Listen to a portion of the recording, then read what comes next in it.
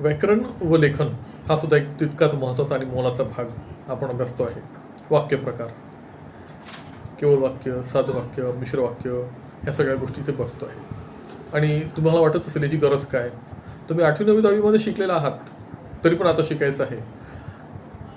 तुम्ही उद्याचे लेखक आहात, कवी आहात, कोणी लेखिका आहेत, कोणी कवयित्री आहेत, कोणी कथाकार आहेत, कोणी कादंबरीकार आहेत, कोणी नाटककार आहेतच.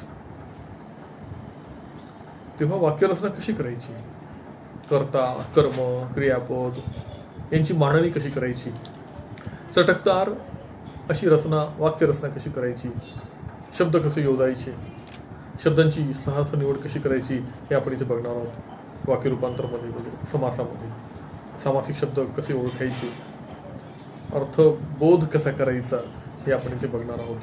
प्रयोग, शब्दांचे प्रयोग, अलंकार, ह्या सर्व ज्या गोष्टी आहेत ना, उद्याला तुम्हाला लेखक होताना, साहित्यिक होताना अतिशय मोलाचे ठरणार आहेत. आणि तितक्याच तोलामोलाच्या या विभागाला आपण तितक्याच तोलामोलाने शिकवणार सुद्धा आहोत आणि तुम्ही सुद्धा ग्रहण करणार आहात. निबंध लेखन नेहमीचा प्रकार, पण निबंध बंधनात राहूनच तो निबंध लिहायचा असतो, हे सुद्धा तितकंच महत्त्वाचं आहे. काही बंधनं असतात, ती बंधनं कुठली, निबंध तयार कसा करायचा, आणि किंबहुना त्यापूर्वी मुद्दे तयार कसे करायचे, त्या मुद्द्यांचा प्राधान्यक्रम कसा ठेवायचा, त्याची उपयुक्तता कशी मांडायची, हे आपण बघणार आहोत यामध्ये. एक पुन्हा नवीन प्रकार, नमुना गद्य आकलन ज्याला म्हणतात ना, तो या पुस्तकामध्ये आपल्याला अभ्यासाला मिळणार आहे.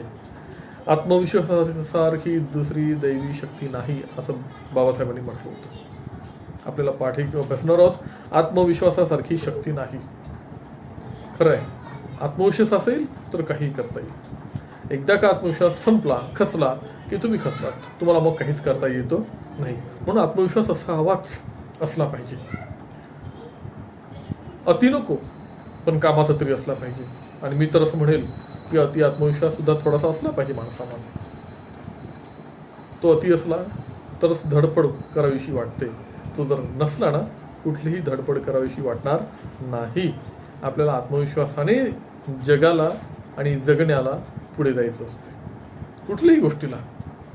तुम्ही आज कॉलेजमध्ये आलात, वर्गात आलात, बसलात, एक विश्वास घेऊनच बसलायत की हो आपल्याला आज हे शिकायचं आहे, हे तुम्हाला माहीत असतं. म्हणून आत्मविश्वास का असावा हे आपण बघणार आहोत. जयपूर फूटचे जनक, फूट पाय, तुम्हाला मला प्रत्येकाला पाय आहेत ना, परंतु असं कधी होतं कुठल्या तरी कारणाने एखाद्या पायाला गमवावं लागतं. अशा वेळेला नकली पाय, कृत्रिम पाय, नकली म्हणण्यापेक्षा कृत्रिम म्हणू आपण, असा कृत्रिम पाय तयार करून त्याला चालवता येतो.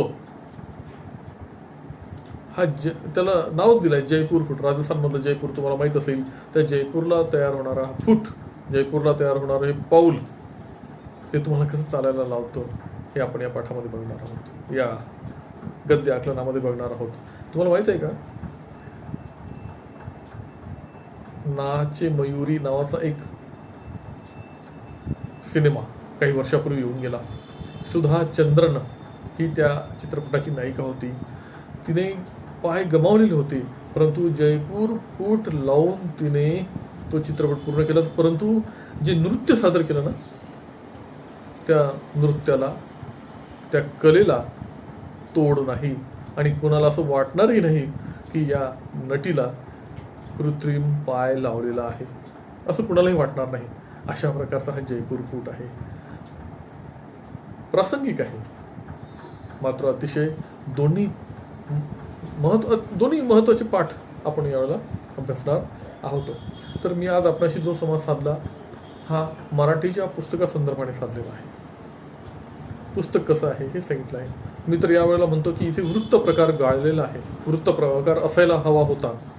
या अभ्यास मंडळाने वृत्त प्रकार का गाळला मला कळला मार्ग नाही, मात्र तो असायला हवा होता हे मी प्रामाणिकपणे माझं मत मांडतो आहे या ठिकाणी. विद्यार्थी मित्रांनो, लगेचच पुस्तक आता मार्केटला येतील. ती आली, पुस्तक आपल्या हाती मिळालं की आपण सुरुवात करणार आहोत. एखादी पुढल्या वेळेला असंच आपण डिजिटल माध्यमातून कविता घेऊ अभ्यासाला, किंवा पाठाचा एखादा अंश तुमच्याशी हितगुज करण्यासाठी मी उपयोगात आणील आणि आपल्याला बोलतं करील. मी बोलेल, आपल्यालाही बोलतं करील. आणि या पहिल्या दिवशीपासून या.